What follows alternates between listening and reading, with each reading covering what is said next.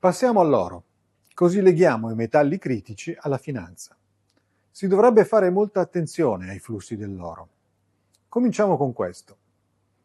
Io sono Francis Fanelli e questo è We Can Rise Up, un canale per aprire gli occhi su ciò che accade intorno a noi.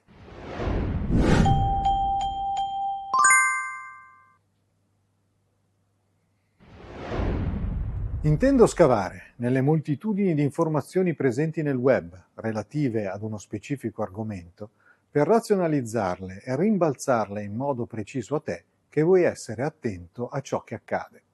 Dati sintetici, precisi, prescissi da ideologie, ma capaci di costruire opinioni, per essere attenti a ciò che ci accade intorno.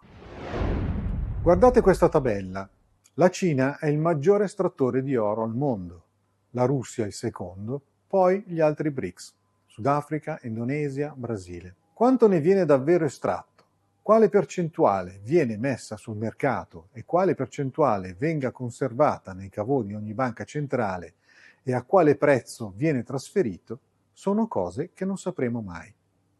Altra cosa interessante è che le loro banche centrali acquistano oro sui mercati globali per costruire riserve con l'obiettivo di ridurre la dipendenza dal dollaro. Da una parte, per affrancarsi dai sistemi delle banche occidentali, per commerciare tra loro. Il fenomeno era già in atto, ma ha avuto una spinta ulteriore da quando gli asset russi nelle banche occidentali sono stati congelati.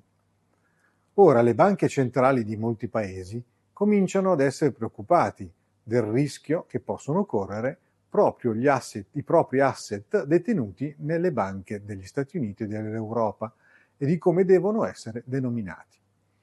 Quindi acquistano oro e limitano le riserve in dollari per proteggersi dalla sua perdita di valore.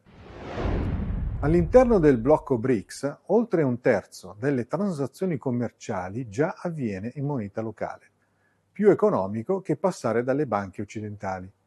Ma non tutti i paesi hanno ancora sistemi rodati ed affidabili. Questione di tempo. Molte transazioni quindi non passano dal sistema SWIFT e rimangono invisibili alle nostre statistiche. La banca centrale cinese ha acquistato oro per 14 mesi di fila e ufficialmente possiede 320 miliardi di dollari nelle sue riserve. E non solo loro, anche paesi BRICS vendono dollari per acquistare oro e rimpinguare i loro caveau. Il 95% delle banche dichiara che continueranno ad acquistare oro anche nel 2026.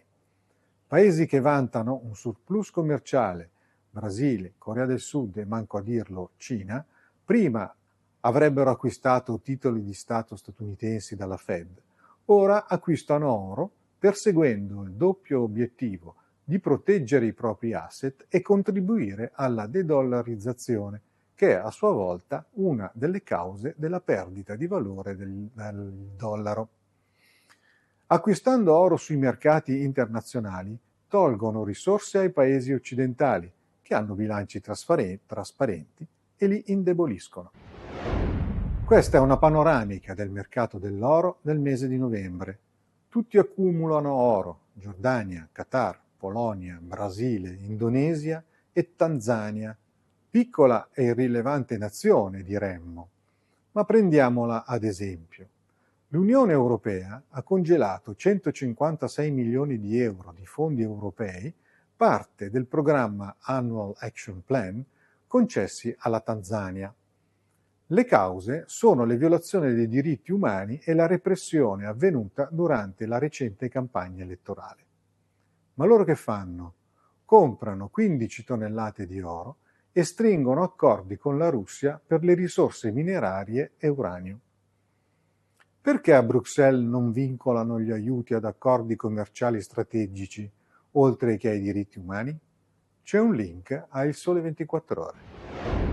We Can Rise Up. Like, iscrizione, fai girare. Like, iscrizione, fai girare.